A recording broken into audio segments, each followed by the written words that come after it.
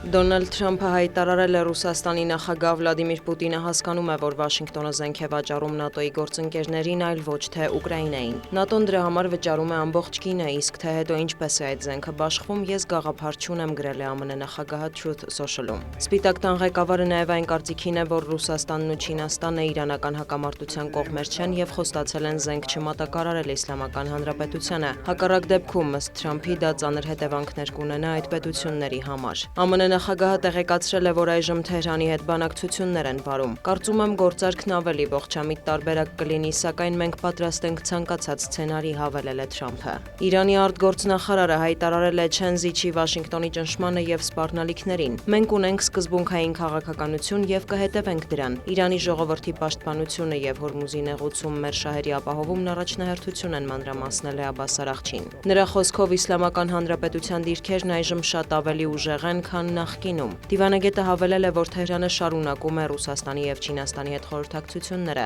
քննարկումներ են տարվում նաեւ Պակիստանի հետ։ Դիվանագիտական գործընթացներին զուգահեռ տարածաշրջանում լարվածությունը պահպանվում է։ Իրանական ԶԼՄ-ները հայտնում են, որ Միացյալ Նահանգների զինված ուժերը հարվածել են Օմանի ծոցով անցնող լցանավի, հաղորդվում է զոհերի մասին։ Իրանական ուժերն էլ հարվածել են Բահրեյնին, Քուվեյթին, Հորդանանին։ Տեղեկություններ կան, որ հարվածներ են փոխանակել նաեւ Սաուդյան Արաբիան եւ Եմենի հութիները։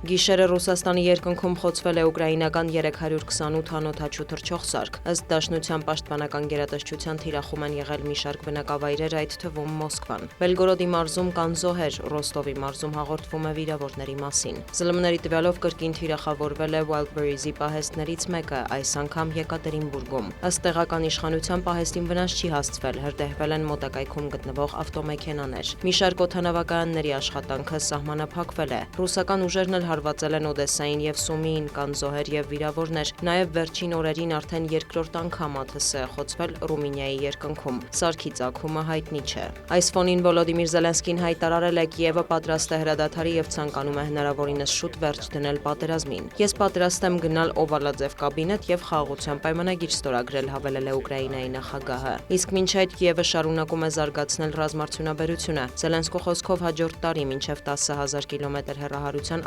ԱԹՍ-ներ կունենան։ Նաև անօդաչուների ոլորտում պատրաստվում են խոշոր գործարք կնքել Վաշինգտոնի հետ։ Ուկրաինայի նախագահը հավելել է, որ վերջին շրջանում Դոնալդ Թրամփի եւ իր հարաբերությունները վերականգնվել են, կա փոխվստահություն։